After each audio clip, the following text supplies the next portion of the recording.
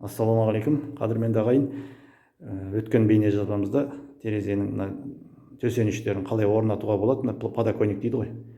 Осыны қалай орнатып, ешкімнің көмегінсіз, ешкімді жалдамай, өз қолыңызбен жасап үйренуге осындай жолын көрсеттім. Ендігі мына жерде қазіргі бүгінгі түсіретін бейне жазбамыз осы жерге терезенің жақтауларын қалай бекітеміз, өз қолымызбен, Алланың қалауымен әрине, қалай бекітіп орналастырамыз, сапалы, жайлы, әдемі қылып шығатындай қылып. Ол үшін бізге мына сияқты бұрыш керек. Бұны базардан перфоугол деп іздейсіздер, пластик. Бұның темір түрі болады. Темірден осы пластигіміз дұрыс. Өйткені темірден сіз орналастырып ертең оның сыртынан раствормен жаққан кезде ол сарғайып кетуі ықтимал. Тат болып бері қарай шығып кетеді. Сол себептен осы пластикті таңдадық. Енді кезекте пластикті алдық. Енді әр жұмыстың ретімен айтып түсіндіріп отыратын боламын. Енді сіздерге түсінікті болу үшін бүге-шүгесіне дейін ешқандай ұсақ-түйекті жібермей айтуға тырысамын. Бізде енді міне біздің тереземіз, енді әркімде әрқалай жағдай болады. Біздің жағдайда бізде қазір тереземіздің бақылап қарасаңыздар, үстіңгі жағында тым қатты тіреліп қалған төбеге, жаңағыдай бір мына сияқты бір жанында тұрған мынандай арақашықтық пенаның орны жоқ. Соның барлығына мұқият қараймыз. Өйткені терезеге мына жабыстыратын бұрышымызды бекітеміз қазір. Сол бекіткен кезде, сырттан қараған кезде барлығы бір дзюдің бойында ешқандай қисық болмай әдемі болып жабысу керек. Сол себептен бізге енді ең айтқан мына пенаның орны төбеге тіреліп тұрған ең арақашықтығы аз жерден бастаймыз. Бізге ол үшін жоғары жақтан бастаймыз. Жоғары жақтан осы жердің мына басынан келесі басына дейін ұзындығын өлшеп аламыз. Өлшеймізде осы размермен, осы мөлшермен мына бұрышымызды кесеміз. Бұрышымызды кесіп, осы жерге бекітіп аламыз. Оны қазір көрсететін боламын. Маңдайшамызға орнатылатын осы бұрышымызды орнатып алдық. Ол үстіңгі жағынікі белгілі болды. Осыған қарап, осы жерден мына жанына бекітетіннің ұзындығын өлшейміз. Сонда біз мынадан бастап, мына жоғарғы нүктеден астына дейін өлшеп, тірелетін төсенішке дейін жететін жерге дейін өлшеймізде, айландыра. Мына жақты да дәл солай үстінен төменге дейін өлшеп, мына бұрышымызды кесіп, осы жерге тағы да дәл осылай бекітетін боламыз. Мына жанындағысын өлшедік, үстінен астына дейін өлшеп, осы жерге қойып, мында бүйтіп жаңағыдай жақсылап түзу қоямыз да, ара қашықтығын қарап, мына үстіңгімен екеуі бір-біріне сәйкес келетіндей қылып мөлшерін көреміз де, осылай арасын қатты алшақтатпай, қатты жақын қылмай, орташа қылып бұрап шығамыз. Басынан соңына дейін дәл осы бір түзудің бойында жасап шығарамыз. Қазір астыңғы жағын бұраймыз. Астыңғы жағын барлығын. Үстіңгі жағын бекіттік. Астын бәрін түзу қойып аламыз. Осындай қысқа арнайы бұрап шығамыз.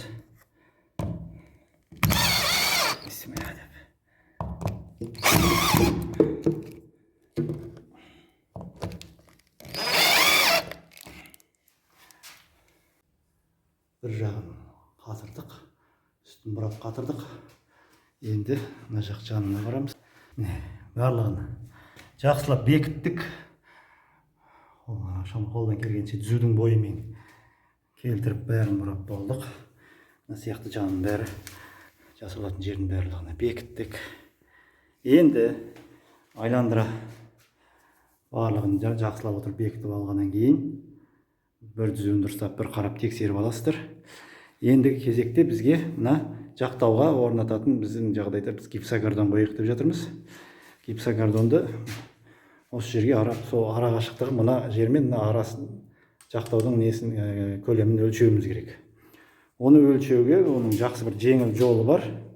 Мына сияқты қолдарыңызда бар болса бірден осындай профильді алып қойып, мына жақта сонда бірден көзге көрінеді жеңіл жолы қалай өлшеу керек екенін.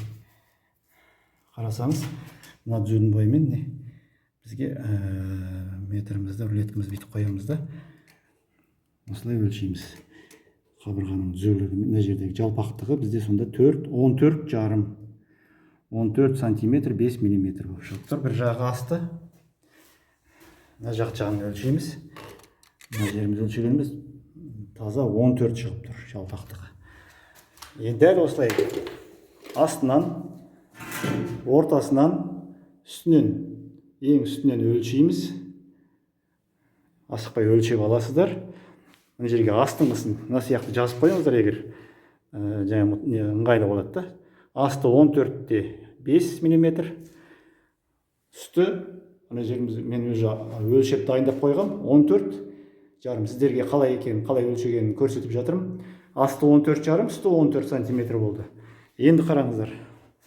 Мына жақта да дәл солай 14 жарым. Енді сіздер бұның ортасын аласыздар.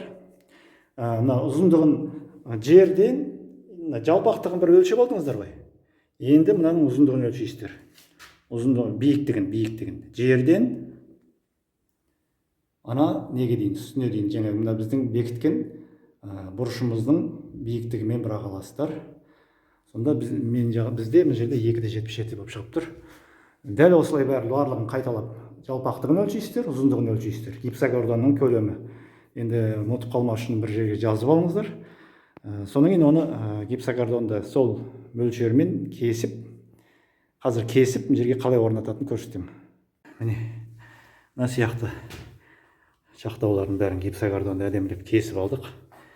Бұны енді кесу жолын білетін боларсыздар. Білмегендер үшін бұл тек ешқандай қиындығы жоқ. Мына сияқты пышақпен мына көлемін өлшеп аласыздар да, басынан үстіңгі жағынан бір өлшеп аласыздар да, жанына түзу бір сызғышты қойып, осымен сызып, бір сызып шығып сындырсаңыздар, сынып қалады. Осымен келесі жағынан, арт жағынан бір тартып жүрсеңіздер, бұл өзінен өзі бөлініп қалады. Ешқандай қиындығы жоқ. Егер білмейтіндер үшін айтып жатырмын.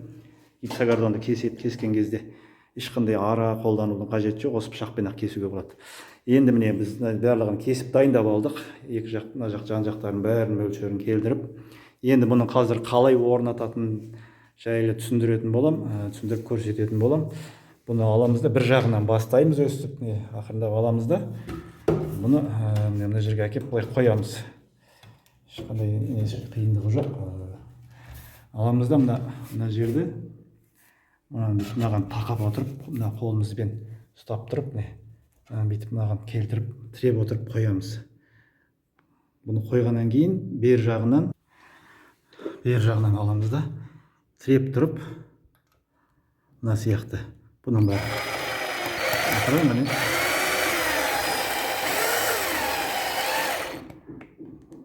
Өстіп бекітіп ұстатып қоямыз әрбір жерден, астынан. Бұның бәрі уақытша тұрған нәрсе. Егер қаласаңыздар тұра береді, қаламасаңыздар уақытты пенасын қазып өстіп қоямыз да, бұның арасына пена құямыз. Пенаны бастан аяқ әдемілеп құйып шыққаннан кейін бұл өзінен өзі қатып ұстап қалады. Сол кезде шуруптар егер қажет болмаса алып тастауға болады. Қалсын десе қала беруге болады. Оны тағы да уақыты келгенде түсіндіріп айтатын боламыз. Негізі осылай, қысқаша көрсететін болсақ, осылай әрбір жерден ұстатып бекітіп қоямыз. Бұның несіне қарай, ара қашықтығын алшақтау қылып, әрбір жерден бекітетін боламыз. Екі жақ жанын осылай қойып шықтық. Жақсылап арасыға мынандай пена құятын орны. Мына жағында былай тұр. Енді осыны қойып болғаннан кейін, осының үстіне маңдайшасын қазір орнататын боламыз. Барлығын бекітіп болды, орнына қойдық. Бүкіл жақтауларын гипсогордонды. Мындай арасында пена құятын орын бар, ол міндетті түрде керек.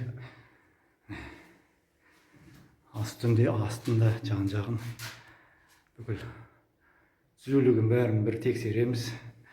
Сияқты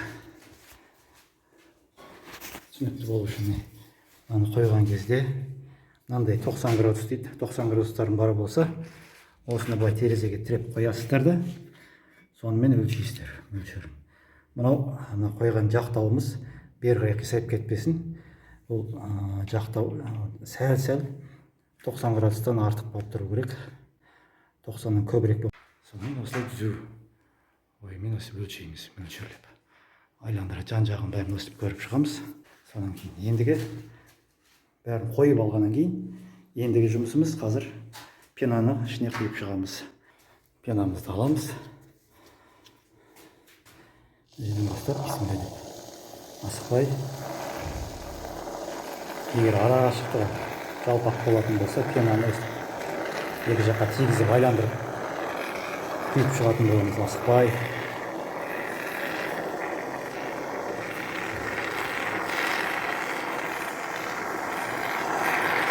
Осы күйінде.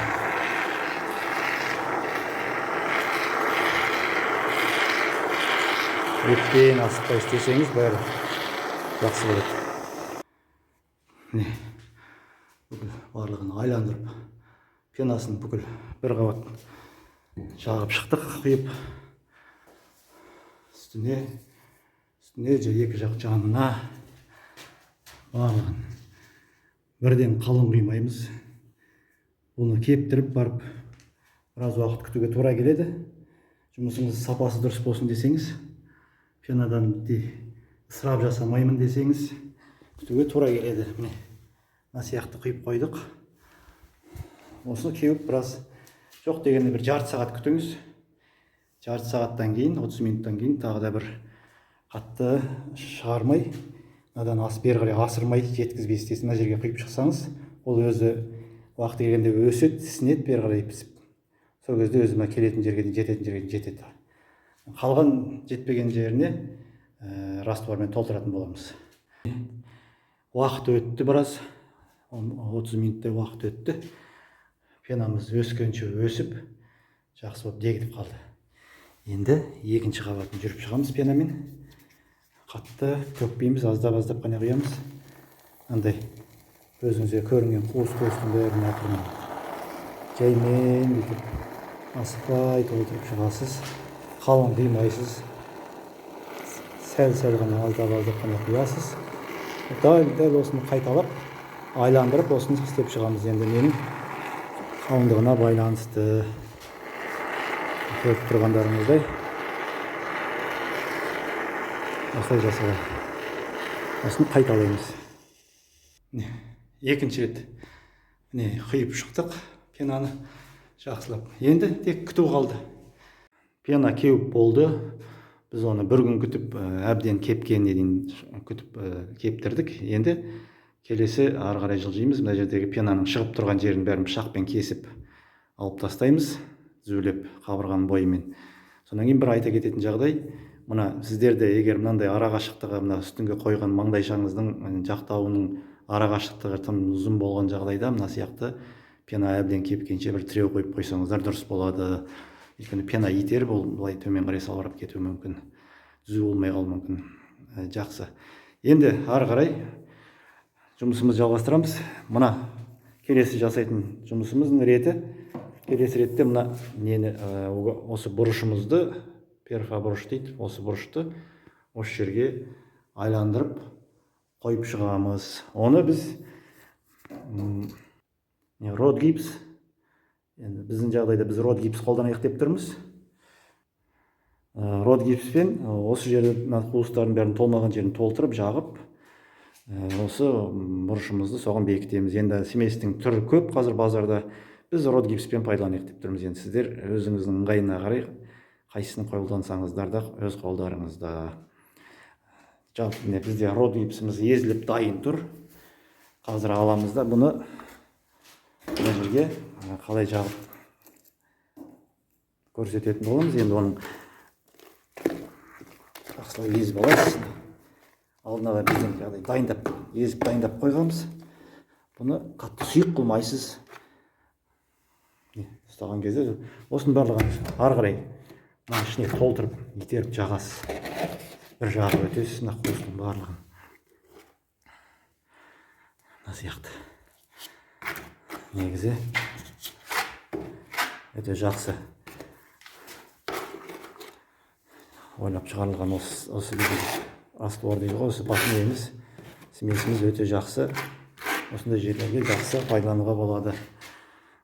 Бұл енді жарнама емес әрине, бірақ істеп жүргеннен кейін көп жерде осы от гипсті пайдаланамыз. Өте ыңғайлы, жайлы. Бірінші осыны толтырып жағып аламыз.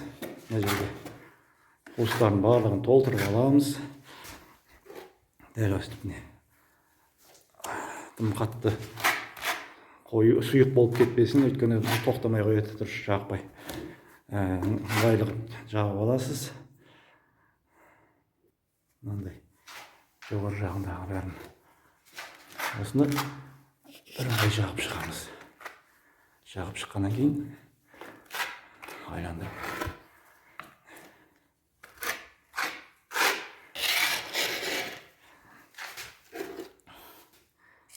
Мына жерлерін бәрін толтыру керек жағып. Қуысқа кіргізіп тұрып, пена болмаған жердің барлығын осымен толтырамыз. Барлығын айландырып жағамыз. Болдық. Мына қуыстың бәрін, пена тұрған жердің барлығын айландырып, бірыңғай жағып шықтық. Қуысты толтырдық. Енді ол біраз сәл біраз кеуіп, дегдігенше тұрғаны дұрыс болады. Біраз күтеміз. Сонан кейін арғай жұмыс жалғасады. Біраз күттік, енді болғаннан кейін мына жерде бұрыштарға осы род гипсімізді кәдімгідей бүйтіп жағып шығамыз. Нені бекіту үшін, осыған орнату үшін. Ыңғайы болса сіздерге осындай шпәтілмен жұмыс істеуге болады. Болмаса, мынандай кішкентай шпәтілмен де жаға беріңіздер. Бүйтіп алып, мынандай жерде бүйтіп. Мына сияқты жағып шығамыз да, мына бұрышымызды осы жерге бекітеміз, қойып, бұрышына келтіріп, жақсылап былай қарай жабыстырып итереміз. Түзу қылып, осы түзудің бойымен мына жерде гипсокартонның қырына жабыстырып, ол мұқият қараңыздар, өйткені бұның барлығы осыған байланысты болады.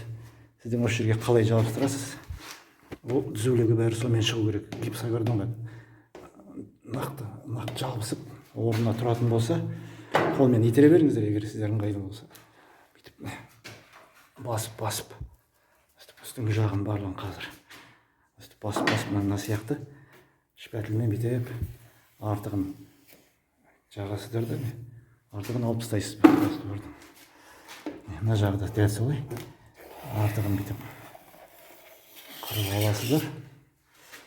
Онда мынандай бұрыш пайда болады. Дәл өстіп, үстіңгі жағын барлығын қайталап, дұрыстап асықпай жүріп шығамыз. Бұндай жерде асықпау керек. Міне, мынаның үстіңгі жағын барлығын әдемілеп мына бұрышқа итеріп, тіреп тұрып, артық жағылған жердегі артық раствордың бәрін бүйтіп, үзілеп тұрып, алып тастаймыз. Мындай өстіп бұрыш шығу керек. Бұның түзулігіне міндетті түрде көз жеткіземіз. Дәл өстіп бүкіл айландырып барлығын жасап шығамыз қазір. Барлығын дәл бірдей қылып мына сияқты түзу қылып тартып шықтық. Бұрыштарын жабыстырдық, артық жағылған род гипсін алып тастадық шпәтілмен.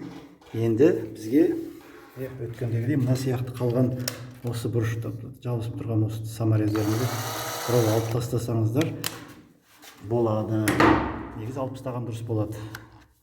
Мен қазір алдын ала бәрін алып тастадым, міне, бәрі таза. Келесі жұмысымыздың жақсы сапалы жүру үшін, нәтиже жақсы шығу үшін осылай жасаймыз. Енді бізге келесі жағатын етеміз. Бұның үшін бәрін, мына жерін бәрін толтырамыз. Толтырғанда тегіс қылып жағып шығамыз. Бірыңғай айландырып. Сонымен жұмысымызды тәмамдаймыз қазір. Род гипсті аламыз да, бүйтіп жағып шығамыз. Тесіктерге қаттырақ басып жүрсеңіз, ана бұрыштың тесіктеріне ары қарай кіріп кету керек те.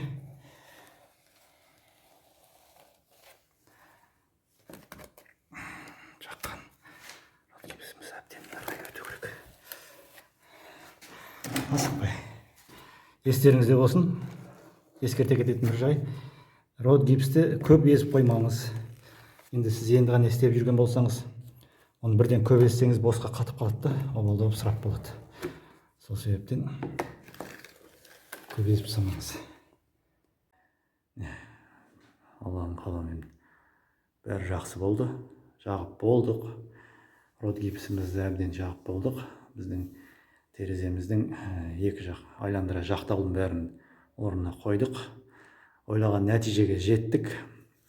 Міне сіздерге жақсы түсінікті болса, міне бұл нәтиже өте тамаша болды. Енді бұл ары қарай, бұл әбден кепкеннен кейін келесі қабатын жағып, ары қарай ақпен боясаңыздар, бұны финишпен жағып, ақпен бояп шықсаңыздар, өте әдемі болып шығатын болады. Енді осымен біздің бүгінгі бейне жазбамызды аяқтаймыз. Ұнаған болса, лайк басып тіркеліп кетіңіздер. Сіздерге бір көмегі тиер деген ниетпен осы түсірдік. Сіздерге үлкен рахмет.